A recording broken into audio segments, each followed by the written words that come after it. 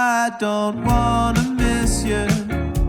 So we've talked about the best movies of the year. Why don't we just talk about the worst? Let's just get it out of the way, because quite frankly, this year had some absolute stinkers. And I'm not even gonna lie, there were as many bad movies as there was good. So for the dishonorable mentions, Haunting of Venice, Cocaine Bear, and It Lives Inside. Without further ado, let's get into this thing. Maybe not the worst MCU movie that I saw this year, but definitely still one of the worst moments in the entire franchise. I felt just throughout this entire movie, it felt so tired and so bored. It felt like it didn't know what to do with itself, and it just felt as if it was just a product of Marvel not knowing what they're doing anymore. The character arcs in this film, pretty terrible. The camaraderie between the group just didn't feel legit or very raw or very natural at all. It felt very forced and confused, and as a result, I guess I couldn't really care about the lead three. And the thing is that I think that's a shame, because they seem like they do have quite a lot of potential. They all have very distinct personalities, and definitely have the kind of personalities that could definitely have very interesting chemistry. But the thing is, we only get real, occasional moments where that actually feels legitimate. Otherwise, this movie's quite boring and has quite a poorly paced third act. Leave the World Behind. Now, some of you may think that I'm being pretty harsh with this movie, but I don't think so. This movie is very poorly strung in terms of the shot composition. It feels very choppy in editing, and the music at times quite ominous, but overall didn't really provide much for the experience. The sequences for this movie, quite pathetic in that they didn't really build up to anything and just felt quite lame and pointless, and just kind of subtracted from the pacing, made it feel quite unnatural. And yeah, I think that just really sums up this movie in total. Now this movie, as soon as I saw it, I pretty much forgot everything about it. I'm gonna try as best as I can to really flesh out my thoughts briefly. So it's poorly lit, maybe the most poorly lit film of this year. It is incredibly boring. I felt like this movie was gonna end 3 times, and despite the fact that this film's only 100 minutes long, it felt much, much longer than that. And it's just overall, I didn't really think that it had very good performances. It was just a very unconvincing horror movie for this year. But it's not the worst.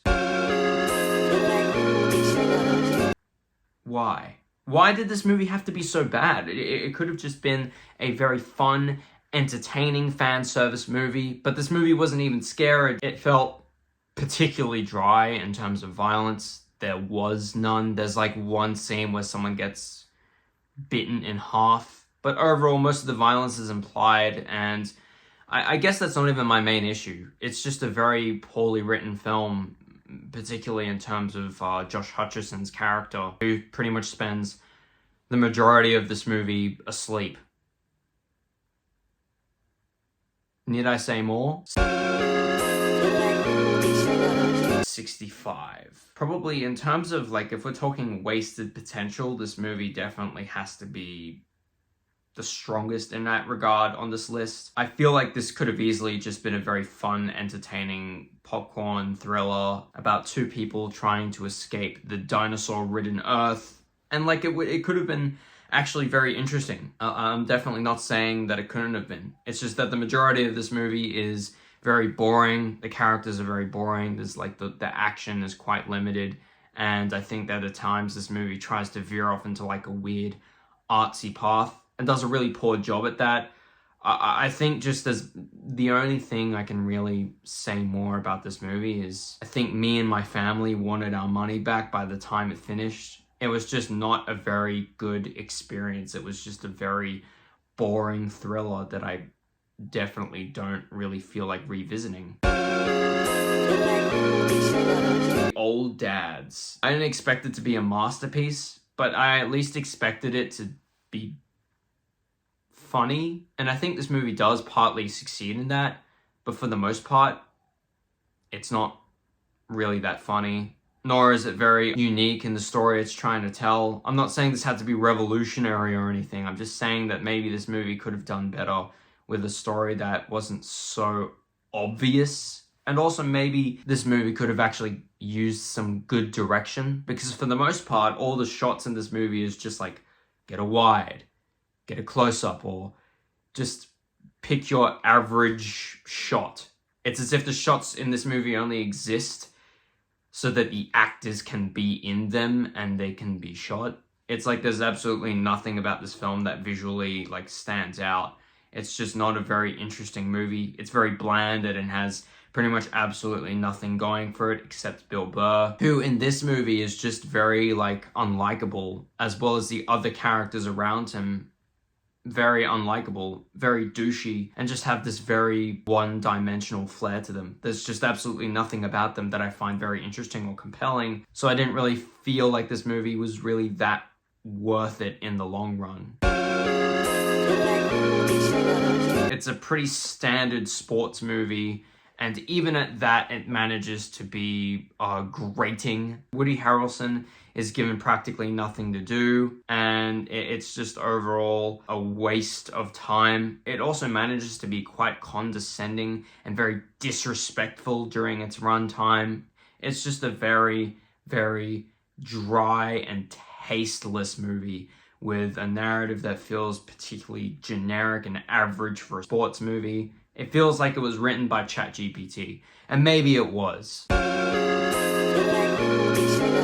Ant-Man and the Wasp: Quantumania. Jesus Christ, what was this movie doing throughout its runtime? I'll tell you what it was doing. Nothing. It was this movie that was like, I felt like it had a little bit of potential. I felt that maybe this was the movie that would reawaken the excitement and the hype for the MCU. Maybe from that point on, the MCU wouldn't feel nearly as choppy or as poorly paced as an overall franchise as it does. But Ant-Man and the Wasp: Quantumania only made things worse and more irritating. It was more boring, more bloated, more poorly written. The characters are absolutely unbelievable. Paul Rudd's performance as Ant-Man never really needed to be that special, but the thing is that this movie demanded quite a lot out of him, and unfortunately he wasn't really able to deliver, because at the same time, despite the fact that this movie demands quite a lot out of his performance, the movie doesn't really give him anything to do, and the movie throughout its runtime is just very poorly paced. This micro world feels just like a bunch of CGI. It doesn't really feel very special. It just feels very boring and generic and bland. Throughout the movie, I was just watching and just going, when is this gonna end? Because there was a point where I thought it was gonna end, but I realized that we still had like another hour left. And like, yeah, you took what could have been one of the most interesting movies of the MCU catalog and you just made it incredibly boring. Not to mention the very boring antagonist of this movie. There was just nothing interesting about this movie at all. Let's move on.